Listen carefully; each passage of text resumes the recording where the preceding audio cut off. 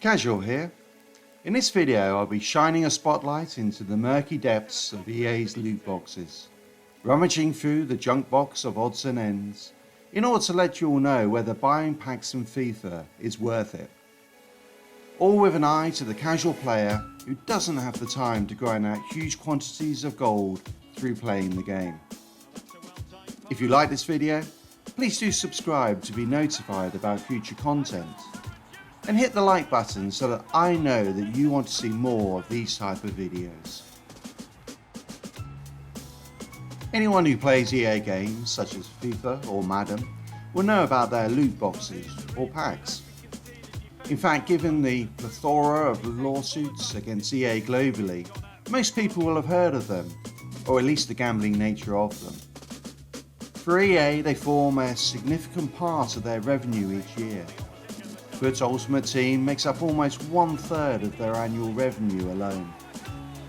This video is not going to focus on that aspect, but rather on the simple question, are packs worth buying? Let's start by looking at the packs themselves and what you get from them. This year in FUT Ultimate Teams, you are able to see the odds of getting different types of player from packs within the game. I don't recall seeing this feature in previous versions of the game. I think it's a good but small step forward. To save you the time of going through each pack, here are the odds of each of the gold packs. Let's keep this graphic up there while I talk you through the key things I think you should take away from this. The first and not surprising thing to point out is that your chance to win a better player goes up as the packs go up in cost. Something which is clearly intended to drive higher sales of FIFA points. Saying that though, the chance of winning a Champions League road to the final player only ranges from basically nothing to around a 1 in 100 chance. To put that in perspective, let's have a look at the odds of some events that we can all relate to.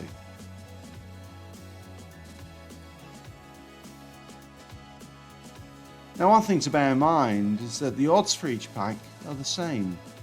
What that means is that buying more packs does not increase your likelihood of getting that dream UCL player. Every time you open a pack, the odds are around 1%. In fact, there is actually around a 1 in 3 chance that if you opened 100 packs, you would never hit the jackpot. I would also say that you should be careful about buying the packs which contain a mix of both players and consumables, unless that's exactly what you're looking to do.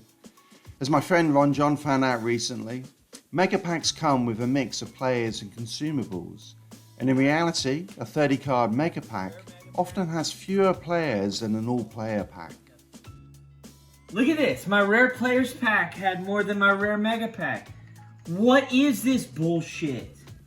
There is a market for consumables from which you can earn good gold, and I will put a link to my video on how to do this in the description below, but the vast majority have a low value or a very low turnover rate.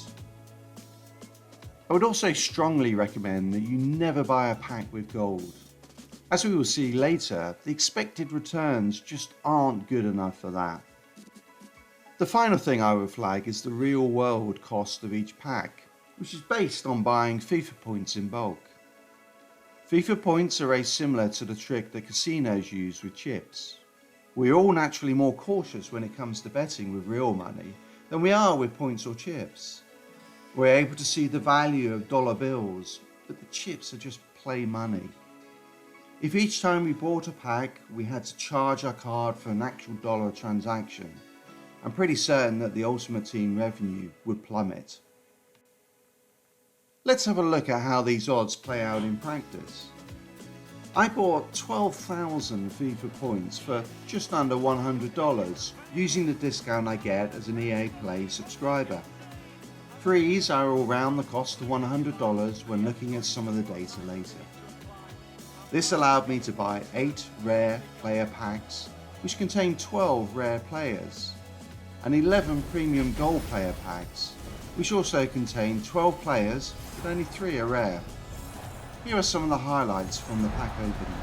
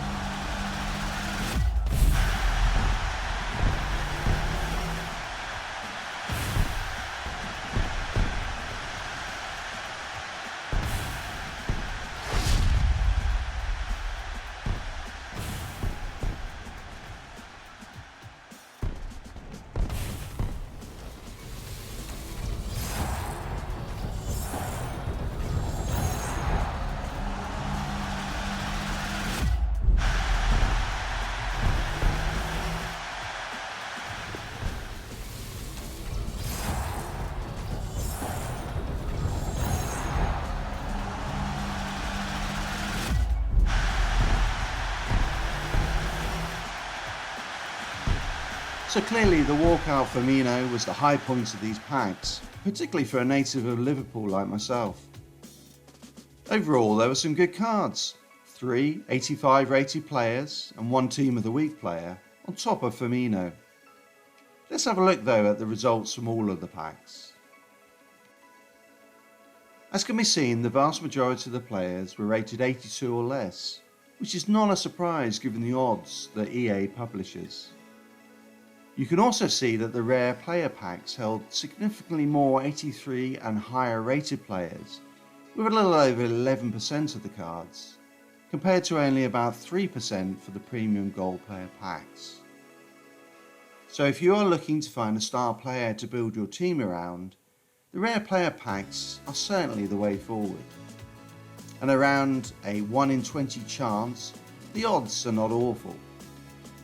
But let's be honest about this, you are paying for that, given these packs cost nearly 3 times as much as the premium gold player packs, at $8.33 a pack.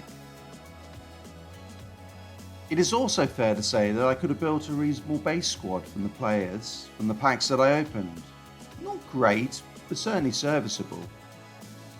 The other option with these packs is to sell the players on the transfer market and to use the gold to buy the players you really want. Let's have a look at how much we could get from them. 82 rated and lower players are not particularly sought after at this stage of the game, unless you get lucky and find one with unusually high pace, which is a very sought after stat. The typical prices I was able to get for them is shown here, ranging from 500 gold up to 1100 gold. For 83 and higher rated players, prices varied significantly.